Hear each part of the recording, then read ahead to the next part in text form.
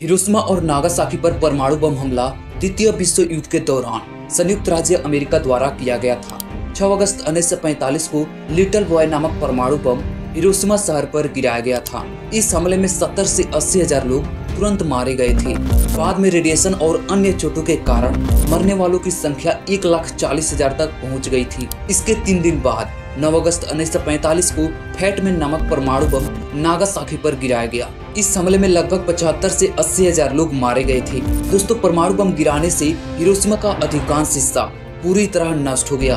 भवन, घर और बुनियादी ढांचे बड़े पैमाने पर तबाह हो गए। परमाणु बम का विस्फोट शहर के बीचों बीच हुआ, जिससे काफी ज्यादा विनाश हुआ।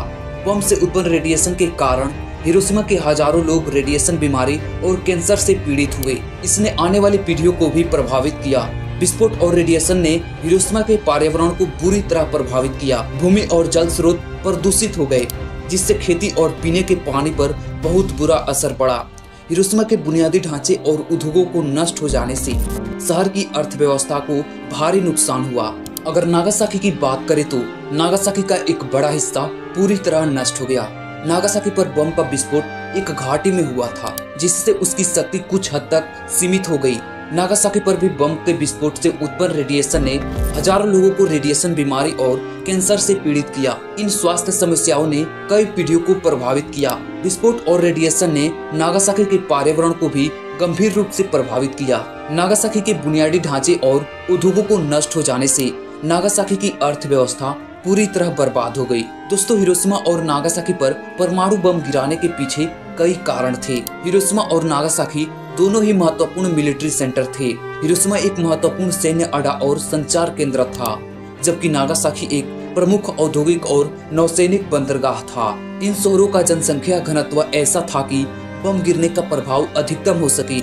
हिरोशिमा की भौगोलिक स्थिति ने विनाशकारी प्रभाव को फैलने से नहीं रोक पाया, लेकिन नागासाकी जैसी भौगोलिक स्थिति ने विनाशकारी प्रभाव को फैलने से रोका। हिरोशिमा और नागासाकी पर परमाणु बम का इस्तेमाल इसलिए किया गया था कि अमेरिका का प्राथमिक उद्देश्य था कि जापान को जल्दी से आत्मसमर्पण करने के लिए मजबूर किया जाए, जिससे द्वितीय विश्व युद्ध का जल्द से जल्द अंत हो सके।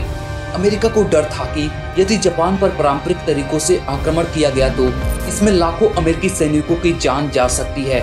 परमाणु बम के इस्तेमाल से जापान पर जल्दी दबाव डाला जा सकता है। जापान के सैनिकों और नागरिक आत्मसमर्पण करने की बजाय मारने और मरने को तैयार थे। बमबारी और सैन्य आक्रमणों के बावजूद जापान ने आत्मसमर्पण के लिए इनकार कर दिया था।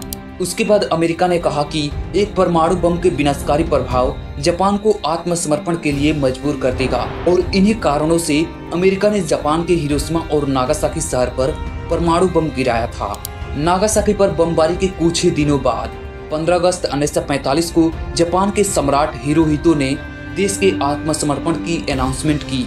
यह अनाउंसमेंट रेडियो पर की गई थी, जिसे ज्वेल वॉइस ब्रॉडकास्ट के नाम से जाना जाता है। 2 दिसंबर 1945 को जापान ने आत्मसमर्पण के दस्तावेज पर हस्ताक्षर किए, जिससे द्वितीय विश्व युद्ध का अंत हुआ। युद्ध के बाद जापान की अर्थव्यवस्था पूरी तरह तबाह हो गई थी, लेकिन अमेरिकी सहायता और जापान के नागरिकों के कारण जापान ने तेजी से पुनः निर्माण किया।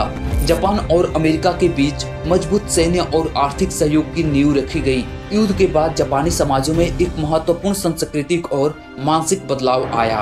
इन परिवर्तनों ने जापान को एक नई दिशा में ले जाने में महत्वपूर्ण भूमिका निभाई।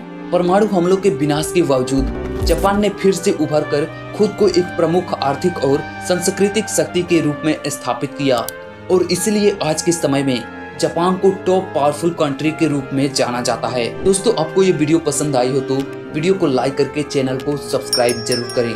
धन्यवाद।